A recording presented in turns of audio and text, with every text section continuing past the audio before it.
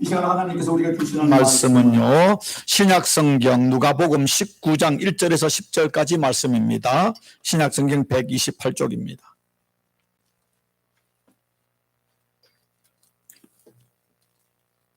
누가복음 19장 1절에서 10절까지 말씀입니다. 예. 제가 말씀을 봉독하겠습니다. 예수께서 여리고로 들어가 지나가시더라. 삭개오라 이름하는 자가 있으니 세리장이요 또한 부자라. 안 되네요.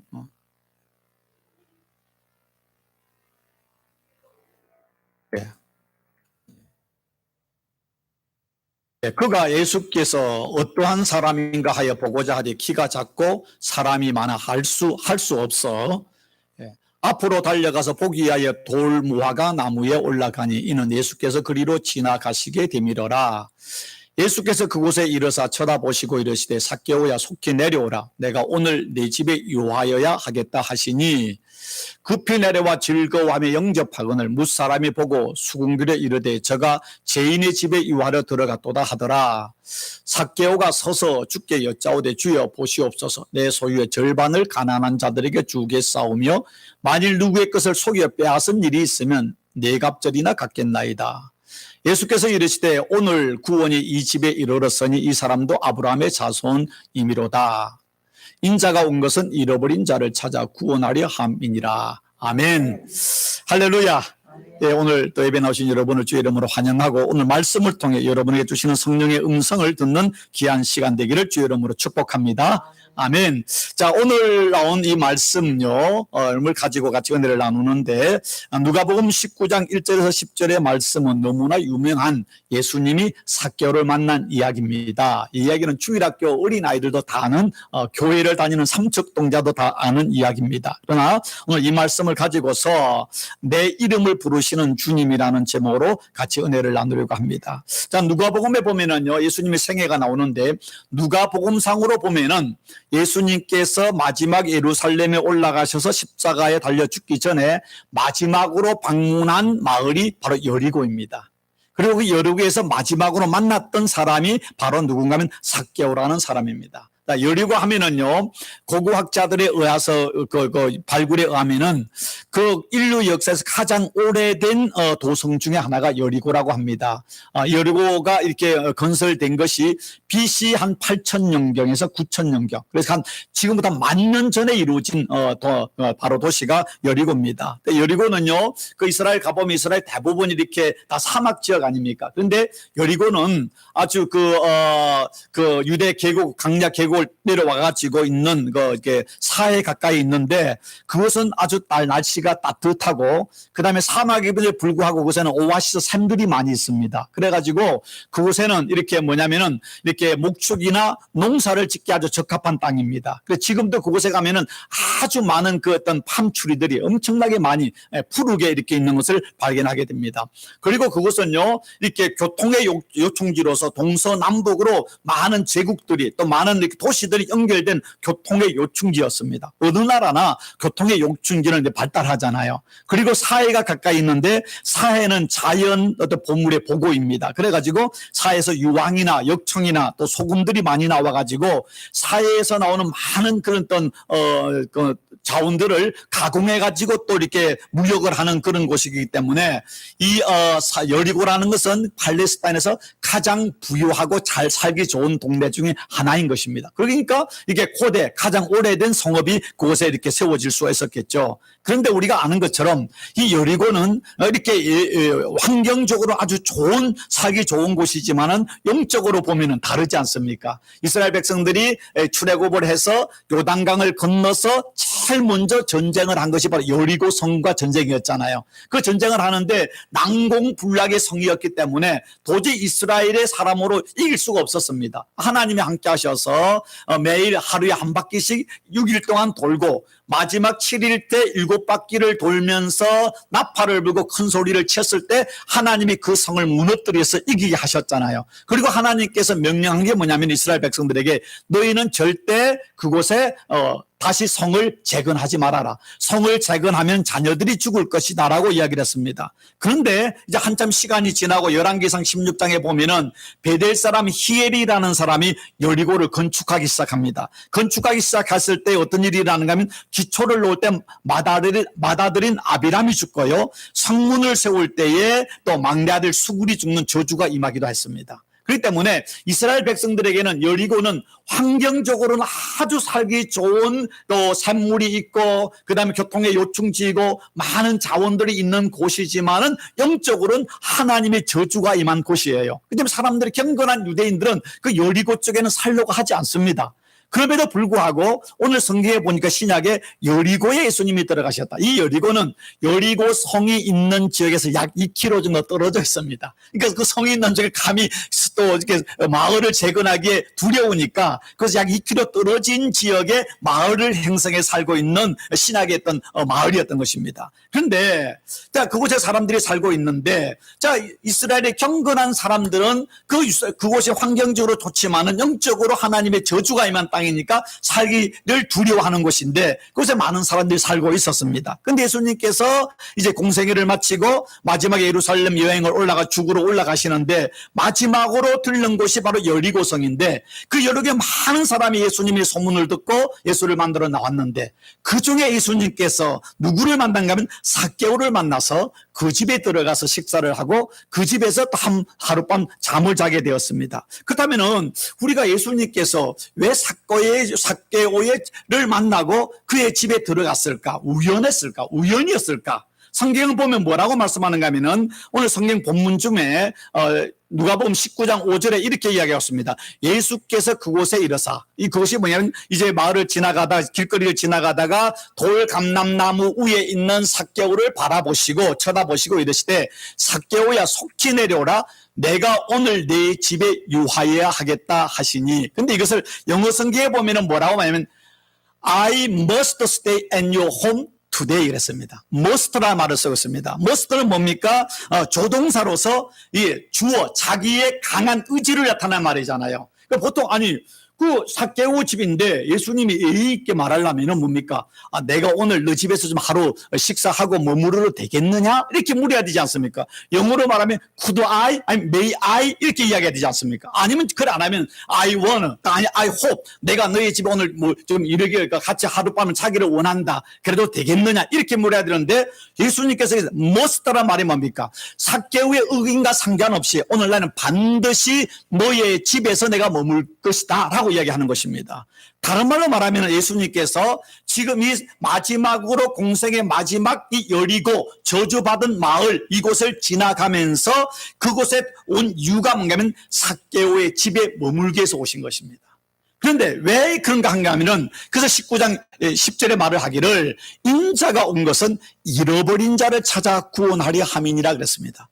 예수님께서 지금 여리고를 들어온 것이 뭔가 하면 잃어버린 자를 찾아왔다는 것입니다. 그러면 그 여리고에 있는 모든 사람도 우리 모두는 죄로 인하여서 하나님의 은혜를 떠나고 영적인 우리가 죽음이 있기 때문에 잃어버린 자이겠지만은 특별히 여리고에서도 가장 잃어버린 자가 누굽니까? 바로 삭개오인 것입니다. 예수님이 이 땅에 오심은 잃어버린 자를 구원케 하여 오셨고 예수님이 십자가에 달려 죽으심도 바로 잃어버린 자를 구원케 한 것이고 예수님이 부활하심도 잃어버린 자를 찾아 구원하기 위한 것이고 예수님이 승천하시고 다시 재림하심도 잃어버린 자를 찾아 구원하기 위해서 예수님이 하시는 것입니다. 예수님의 모든 삶의 목적은 죄로 인하여 잃어버린 자를 찾아서 구원하기 위한 것입니다. 그런데 오늘 이 하나님께서 그 여리고의 잃어버린 자들 중에 가장 대표적인 잃어버린 자 삭개오를 찾기 위해서 예수님께서 여리고를 들어오셨습니다. 그런데 이 삭개오가 어떤 사람입니까? 여러분 이미 다 아는 것이지만 이 19장 이름에 삭개오라 하는 이름하는 자가 있으니 세리장이요 또한 부자라 그랬습니다. 세리장이 뭡니까? 오늘날로 말하면 세무서장입니다. 세무서장이요. 어느 나라도요. 미국 IRS 얼마나 무섭습니까? IRS에서 기업이나 어떤 사업을 하는 사람에게 오딧, 감사를 한다. 그러면은요, 이거 참 무서운 겁니다. 제가 LA 있을 때 아시는 분이 집사님이 그 산타모니카라고 하는 아주 들어보죠. 부자들이 사는 해안가입니다. 그곳에 아파트를 좀 많이 가지고 있었는데 IMF 때 이분이 뭐냐면은 이 돈 한 차익을 하려고 한국으로 돈을 많이 보낸 겁니다.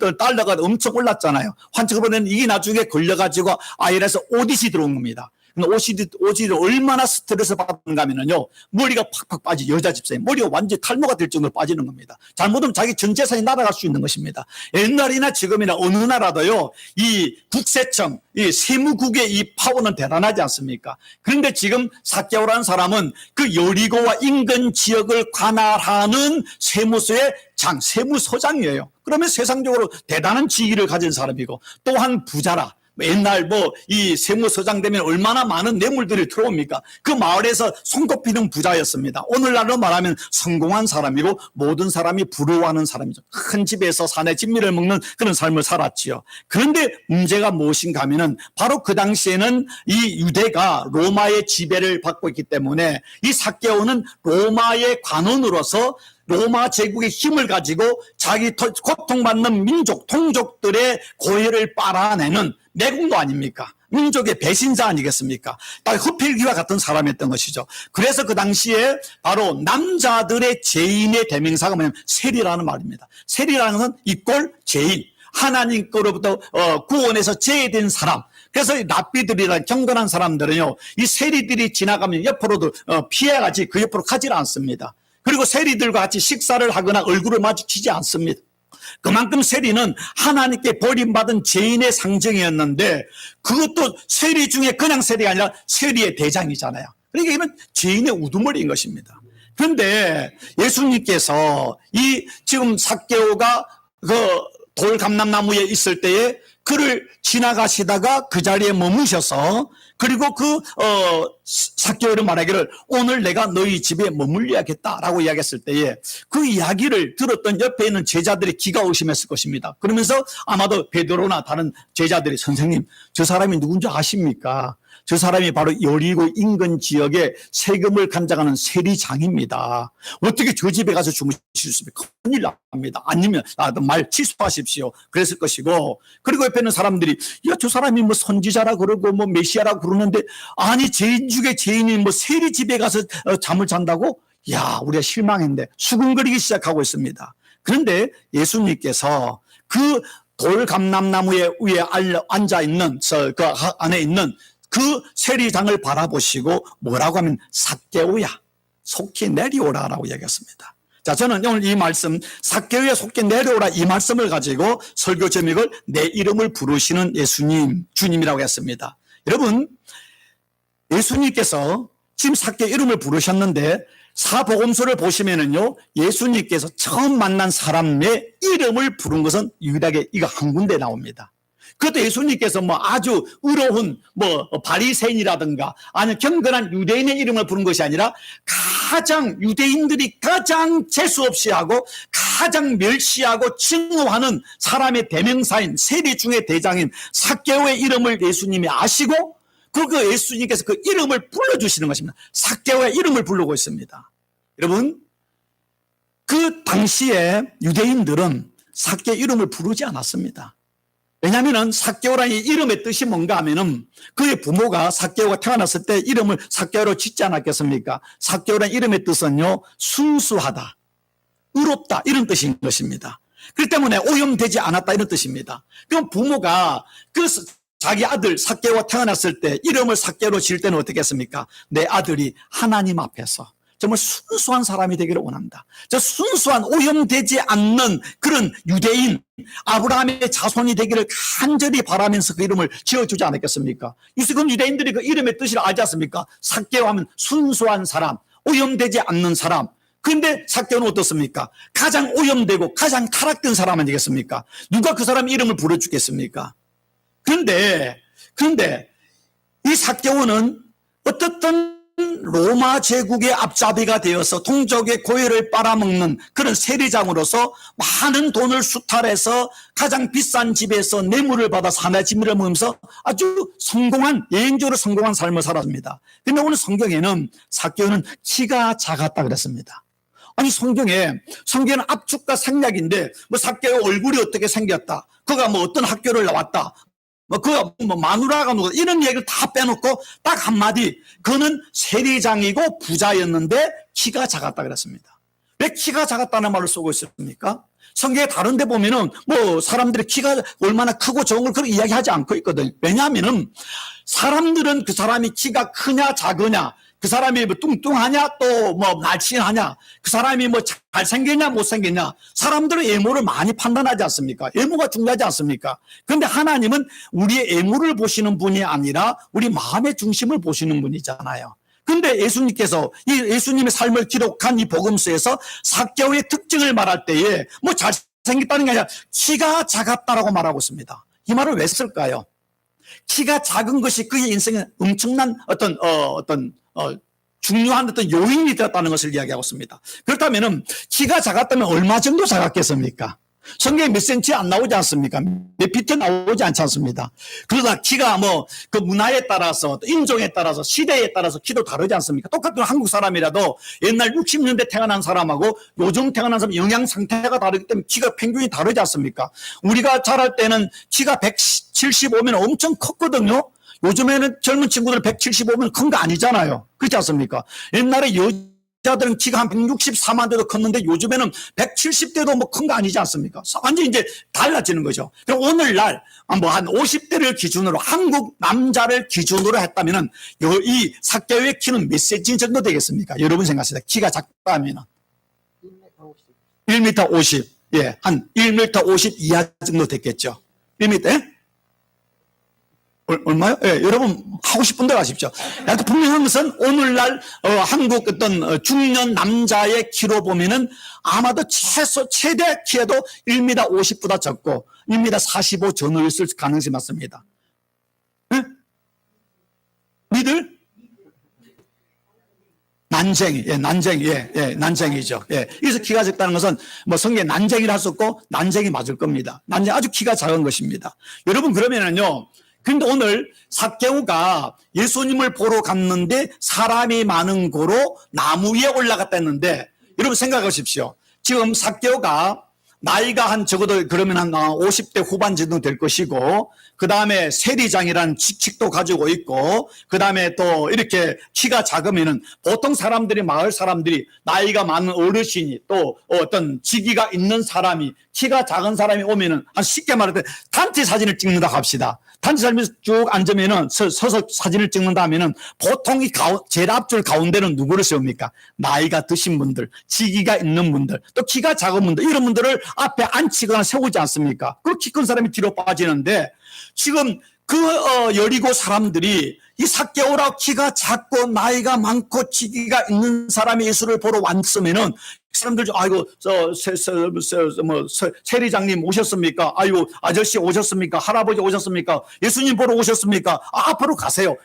이렇게 자리를 비켜주는 게 정상 아닙니까? 근데 이 여리고 사람들은 어떻게 하냐면은 쫙 보면서 세리장 왔네, 삭개오 왔네. 그러면서 일부러 살짝 틈이 있던 것도 이렇게 막아서 못 가게 하는 겁니다. 밀치는 겁니다. 이게 삭개오 들어갈 수가 없는 겁니다. 어쩔 수 없어서 삭개오는 예수님을 보고 싶은데 아무도 자리를 빈틈을 내주지 않으니까 하는 수 없어서 그는 나무에 올라갈 수밖에 없었습니다. 이 말을 다르게 말하면 삭개오는요, 비록 돈이 많고 직위는 있고 나이는 들었지만은 마을의 남녀노소를 막론하고 삭개오는요 왕따를 당하는 사람이었습니다. 예로운 사람이었습니다. 돈은 많았지만 큰 집에 살았지만 직위는 가졌지만 사람들이 그를 무시하고 그를 멸시했기 때문에 예수님을 도저히 볼 수가 없는 것이에요. 그래서 그가 어렸을 때는 뭐 키가 뭐 크든 작든 큰 별 차이가 안 나는데 사춘기 때 키가 크지 않습니까? 사춘기에 자기 친구들은 키가 쑥쑥 하는데 이 친구는 키가 크지 않으니까 키가 차이가 나니까 친구들 사이도 어떻게 했을까요? 난쟁이, 똥자루, 땅콩, 땅꼬마, 도토리, 쇼다리 이런 소리 얼마나 많이 들었겠습니까? 사람들이 지금 삭개오를 어렸을 때 보면서도요, 애들이 삭개오야 부르기보다는 야, 난쟁이, 땅콩, 쇼다리, 뭐 똥자루 이렇게 부르는 거예요. 그러면은 사춘기에 그런 이야기를 들으면은 어떤 생각이 들겠습니까? 야, 자기가 자랑스럽겠습니까? 자기 자존감이 떨어지겠습니까? 자존감이 떨어지고 열등감이 생기고 상처가 생기고 분노가 생기지 않겠습니까? 아무리 무엇을 먹어도 키가 크지 않는 거예요. 그 상처가 생기고 자존감이 떨어지고 자존심은 높아지니까 정말 친구들에 대해서도 무시해 복수하고 싶은 마음, 정말 화가 나는데 키가 작으니까 할 수가 없는 거예요. 그러다 보니까 야, 내가 돈을 많이 벌어야지. 내가 성공해야 제 친구들에게 복수하고 저들이 나를 무시하지 않겠지. 수단과 방법을 가리지 않고 신앙도 버리고 부모들이 원했던 순수한 사람, 오염되지 않는 사람 다 버리고 자기는 신앙을 버리고 동족을 버려서 열심히 죽도록 노력해가지고 마침내 로마의 앞잡이로 세리장이 되고 부자가 된 겁니다. 그런데 그가 부자가 되고 좋은 집에 살고 세리장이 되면 사람들이 자기를 존경해주고 자기를 인정해줄 줄 알고 자기는 상처와 자기 열등감이 치료되고 자기가 뭔가 행복할 줄 알았는데 돈은 많아졌고 자기의 지위는 높아졌지만은 사람들이 아무도 자기를 존경하지 않습니다. 멸시합니다. 앞에서는 다 이렇게 싱그리고 세금을 적게 내기 위해서 이거 세무잡니 하지만 뒤에서는 다 침을 뱉고 욕을 하는 거예요. 얼마나 외롭겠습니까? 심지어 집에 있는 아내도 자기 자식들도 돈을 많이 벌어와서 좋아하지만 마음에 존경과 신뢰가 없는 거예요. 집에 와도 외로운 거예요. 그러던 아이가 중년이 젊었을 때는 자기 힘을 믿고 있는데 어느 중년이 지나고 노년이 되고 힘이 빠지니까 이제는 너무나 외로운 거예요. 내가 지금까지 무엇을 위해 살아왔는가? 지금까지 이렇게 살아온 인생에 대해서 너무나 허무하고 자기 인생이 너무나 정말 초라한 거예요. 그럴 때 예수님의 소문을 듣는 것입니다. 여러분, 저는 이 말씀을 준비하는데 여러분 오징어 게임이라는 한국 그 넷플릭스 그 드라마 보셨습니까? 예. 그거는 여러분 영화로서는 봉준호 감독이 하는 그 어떤 기생충이라는 게 있던 아카데미에서 이제 작품상을 감독상과 최고의 상이 되었다면은 드라마상으로서는 어떤 이 넷플릭스는 오징어 게임, 스퀴드 게임이라는 것이 한국 어떤 드라마의 이정표 세계적으로 엄청난 반향을 일으키고 이번 어저께 할로윈데이에서도 최고로 어떤 인기 있는 커스텀이 오징어 게임에 나오는 그 추리닝하고 빠오다고 이 마스크 쓴 거 그거라고 그러더라고요. 그런데 물론 거기 또 영적으로 여러 가지 좀 안 좋은 것도 있겠지만은 그 마지막 이제 해에 마지막에 보면은 그 오징어 게임을 이제 설계했던 그 부자 오일남이가 이제 병으로 침대에서 죽어가면서 주인공 이제 성기훈, 이정재 씨가 성기훈 역할을 했는데 이정재에게 침대에 죽어가면서 하는 말이 나옵니다. 그 말이 참 인상적입니다. 뭐라고 말하냐면 죽어가면서 이 부자가 말하기를 나를 보게 삶은 너무나 짧아. 부자와 가난한 사람들의 공통점이 무엇인지 아는가 이렇게 묻습니다. 가만히 있으니까 이 오일남이라는 사람이 늙은 오일남 부자가 죽어가면서 부자와 가난한 사람들은 사는 것이 재미가 없는 거야. 부자라고 가난한 사람은 삶에 재미가 없다는 겁니다. 그러면서 돈이 너무 많으면 무엇을 사고 먹고 마시도 결국 다 시시해져 버려. 더 이상 삶이 행복하지가 않아. 그런 말을 합니다. 저는 이 말이 혼대인들이 돈을 추구하고 권력을 추구하고 뭔가 쾌락을 추구하지만은 이만큼 돈을 가지면은 행복할 것 같지만은 그 부자들이 가지는 허무가 무엇인가 하면 돈이 이만큼 있으면 행복하고 맛있는 거면 행복할 것 같았는데 부자가 되니까 인생이 재미가 없더라는 겁니다. 무엇을 먹고 무엇을 사고 무엇을 마시고 누구를 만나도 인생이 시시하다는 것입니다. 이것이 바로 우리에게 주는 이 자본주의의 어떤 그 자화상을 그대로 이 드라마가 이야기하고 있는 거 아니겠습니까? 바로 이 삭개오가 키가 작다는 그 열등감, 그 상처를 극복하고 자기 자신이 세상에 뭔가 나는 이렇다고 증명하려고 수단과 방법을 가리지 않고 그는 돈을 벌였고 성공했지만은 여전히 그 마음속에는 인생에 행복이 없는 거예요. 인생에 뭔가 보람이 없고 평안이 없는 겁니다. 그러는 사이에 나이는 들어서 노년이 되었습니다. 근데 예수님의 소문을 들었어요. 갈릴리 그 목소리 주는 예수라는 사람이 있는데 수많은 병자도 살리고 죽은 자도 살리고 기적도 베풀고 서기관과 바리새인들의 말과 다른 뭔가 우리의 마음을 울리는 그런 말씀을 전하는 그런 그 선지자가 있다. 그러니까 이 삭개오도 궁금해서 예수의 말을 듣고 싶은 거예요. 근데 더 그를 감동시킨 게 뭔가 하면 누가복음 5장에 나오는 말입니다. 예수님께서 다른 도시의 세간에 앉아있는 마태라고는 세리를 불러서 제자를 삼았다는 겁니다. 유대인들이 아주 정말로 증오하는 그 세리, 그 마태를 불러가지고 예수님이 제자를 삼았다는 이야기를 들었을 때 이 세리장이었던 삭개오는 어떻겠습니까? 아니 세리를 제자로 삼아? 그럼 나를 만나줄 수도 있겠구나.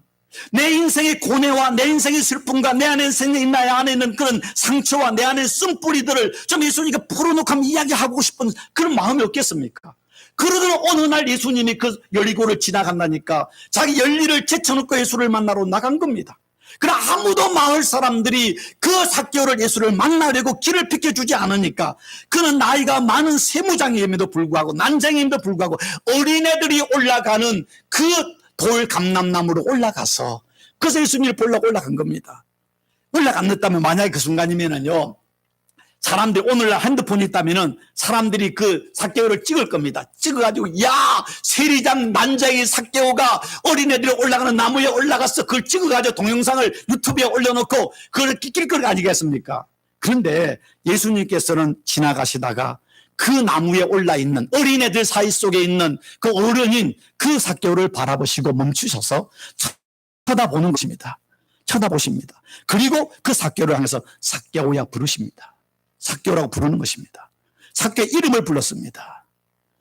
지금까지 잊혀진 이름, 사람들이 그를 부를 때는 더 이상 삭개오라고 부르지 않고 세리장, 죄인, 난쟁이, 똥자루 이렇게 불렀는데 그 예수님께서 그의 이름을 이미 알고 계시고 그리고 그 자리에 오셔서 사랑스러운 눈빛으로 그 삭개오를 바라보고 모든 사람이 조롱하고 낄낄거리며 그를 바라볼 때 예수님은 그를 사랑의 눈으로 바라보시면서 삭개오야 속히 내려오라.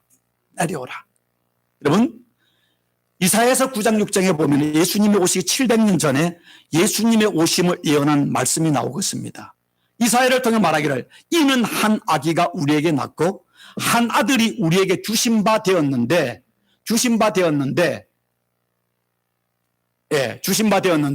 그는 어깨에 정사를 메었고 그 이름은 기묘자라 모사라 전능하신 하나님이라 영존하시는 아버지라 평강의 왕이라 할 것입니다. 여기서 뭐 전능하신 하나님, 영존하시는 아버지, 평강의 왕 이거는 이해가 되는데 기묘자라 모사라 이 말의 뜻이 좀 헷갈리지 한국말이 좀 헷갈리지 않습니까? 그런데 이것을 가장 현대어로 번역된 영어로 NIV 성경에 보면은 He will be called the wonderful counselor. 기모자라 모사라 이 말을 영어 성경에서는 wonderful counselor. 위대한 우리의 상담자이시다. 예수님이 오시기 전에 그 예언자를 통해서 예수님이 어떤 분인가? 우리 마음의 상처와 아픔과 눈물을 치료하시는 위대한 아름다운 상담자로 이 땅에 오실 것이다 이야기했습니다. 여러분 이민의 삶을 사면서 왜 우리가 힘이 듭니까? 내 마음속에 맺혔던 한을 내 안에 있는 그 상처를 내 안에 있는 응어리를 누군가 말하고 싶은데 말할 사람이 없어요. 말을 하면 상대가 이해를 해주는데 오해를 하고 그것을 사람들의 사방에 퍼뜨려가지고 소설을 만들어버려요. 더 많은 상처가 되지 않습니까? 여러분 많은 사람들이 마음에 상처가 있고 우울증이 있고 또 우리 안에 어떤 불면증이 있으면 정신과 의사를 찾아가거나 상담가를 찾아 돈을 많이 상담한 이유가 뭡니까? 내 안에 맺힌 걸 풀기 위한 것입니다. 그래서 세상 사람들이 아무리 좋은 의사일지라도 아무리 좀 우리의 마음을 알아주는 상담가일지라도 우리 마음을 다 이해할 수 있는 사람은 없습니다. 우리 마음을 치료할 수 있는 사람이 없습니다. 그런데 성경에 말 때 예수님이 바로 우리의 원더풀 카운슬러, 우리의 진짜 마음 깊은 곳을 나보다 더 잘하시는 하나님. 오늘 여기서 예수님께서 삭개오 이름을 아셨다는 게 뭡니까? 예수님이 이미 삭개오를 만나기 전에 전지하신 원더풀 카운슬러로 그 삭개오의 아픔과 눈물과 그 상처와 그 안의 분면을 예수님은 알고 계셨습니다. 그 예수님께서 그 삭개오를 만나기 위해서 여리고를 찾아오신 것입니다. 마태복음 11장 28절에 예수님 뭐라고 얘기하고 있습니까? 수고하고 무거운 짐진 자들아 다 내게로 오라. 내가 너희를 편히 쉬게 하리라. 이 세상에 그 누구가 수고하고 무거운 짐진 자들아 다 내게로 내가 너희를 편히 쉬게 하리라 이렇게 말할 수 있는 사람이 누가 있습니까?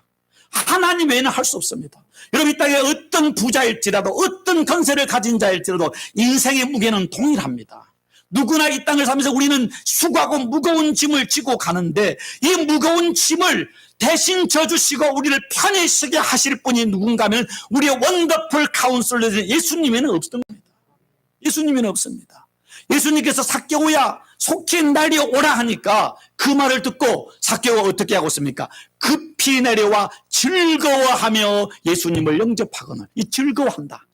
예수를 만나기 전엔 슬픔과 좌절과 절망 속에 있던 자가 예수님이 그의 이름을 불러주었을 때, 그를 상담했을 때 그의 마음이 회복되는 겁니다. 우리가 주의 말씀을 들을 때에 진짜 우리가 신령과 진정으로 예배를 드리고 말씀을 묵상하고 주께 간절한 기도를 하면은 주의 영으로 우리 안에 들어오셔서 우리를 상담하시는 이 원더풀 카운슬러가 어디에 나옵니까? 예수님, 내가 너에게 보혜사 성령을 보내주리라 할 때 보혜사란 이 말 파라클레토스를 NIV 성에는 카운슬러라고 했습니다. 예, 하나님의 영이 우리 안에 들어오시면은 우리에게 말씀하실 때, 우리 안에 속삭일 때, 우리 이름을 불러줄 때 우리 안에 슬픔이 사라지면서 하나님의 주시는 즐거움이, 우리 안에 조이풀한 라이프가 회복되는 것, 우리 안에 무거운 짐이 내려지고 하나님이 평안케 하시는 은혜를 경험하는 거 아니겠습니까? 제가 좋아하는 시인 중에 돌아가신 김춘수 시인이라는 분이 있습니다. 이분은 신실한 크리스찬이었습니다. 그분이 쓴 시 중에 제가 제일 좋아하는 시가 뭐냐면 꽃이라는 시. 가끔 여러분에게 제가 그 시를 인용하는데요. 그 시에 이렇게 이야기하고 있습니다. 내가 그의 이름을 불러주기 전에는 그는 다만 하나의 몸짓에 지나지 않았다.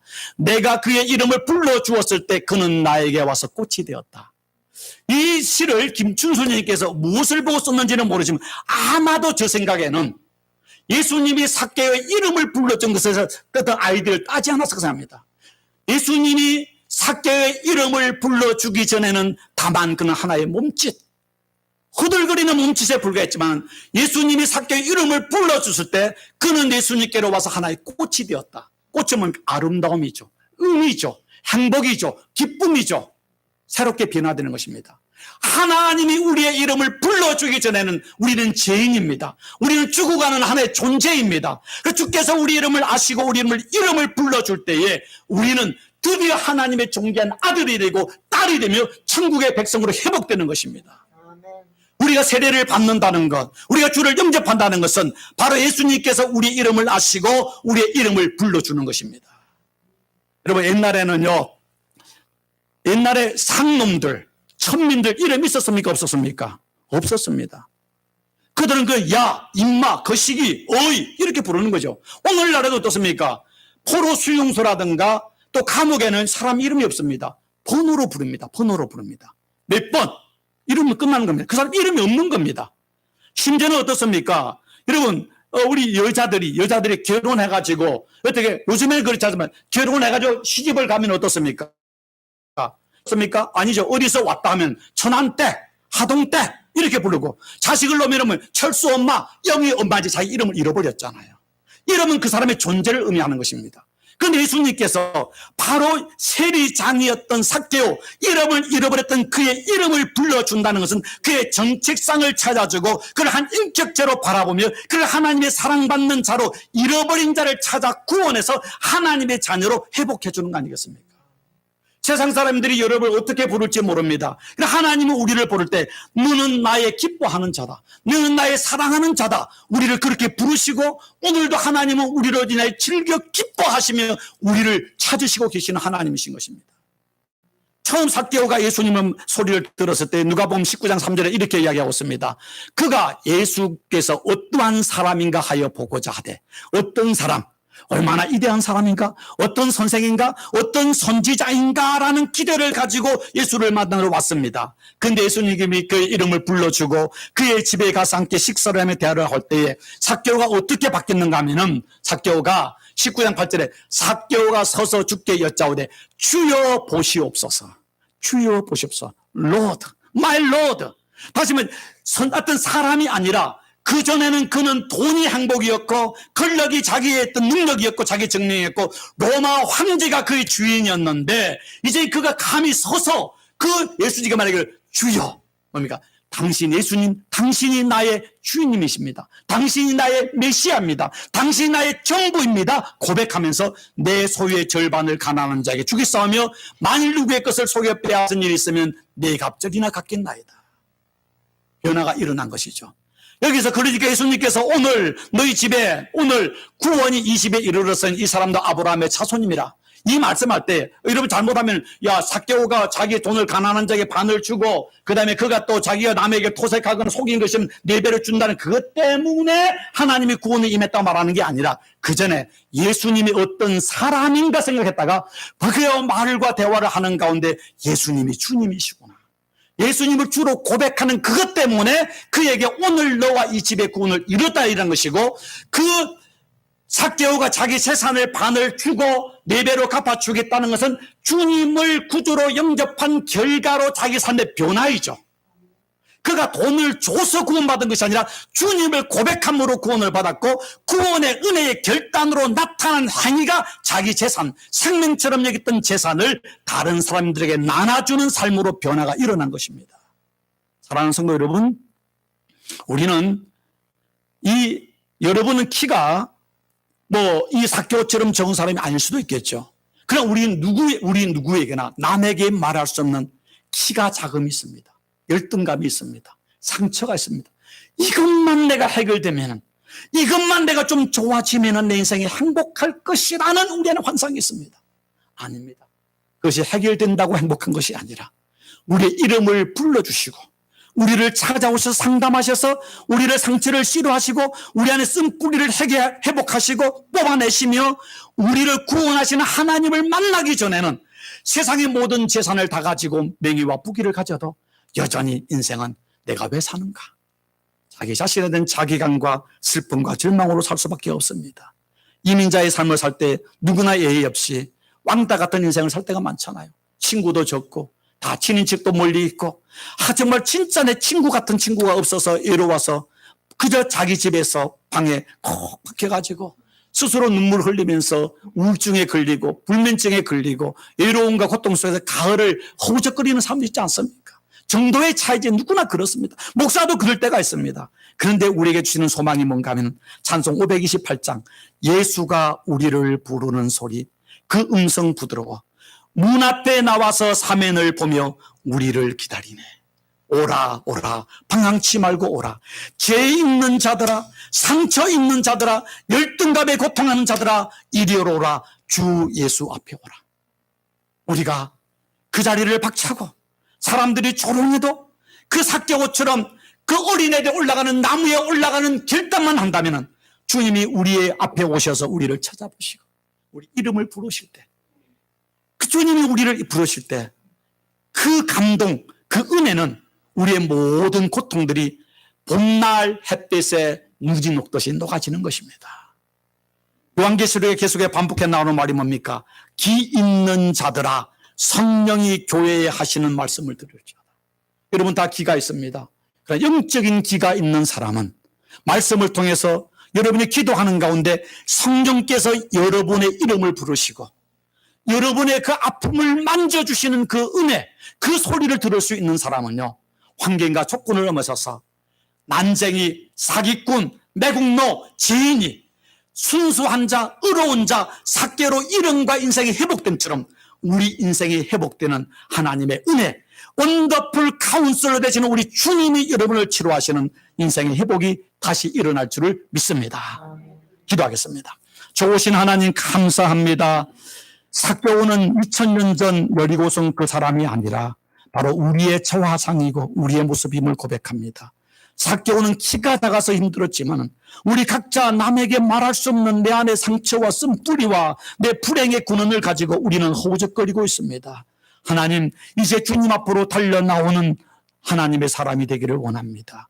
우리의 모든 나이, 우리의 원더풀 카운슬러로 우리의 마음을 어루만지시고 치료하시고 회복하시는 우리의 구원자이심을 믿고 그 주님을 붙잡을 수 있는, 주님을 해서 주님은 나의 주님이시라고 고백하는 믿음과 은혜를 도하여 주옵소서. 그래야 우리의 수고하고 무거운 짐을 주께 내려놓고 주님이신 참된 평강, 안식을 누리는 진정한 예수 믿는 기쁨이, 예수 믿는 성령 충만한 은혜를 회복하는 이 시간이 되게 축복하여 주시옵소서. 예수 그리스도 이름으로 기도드리옵나이다.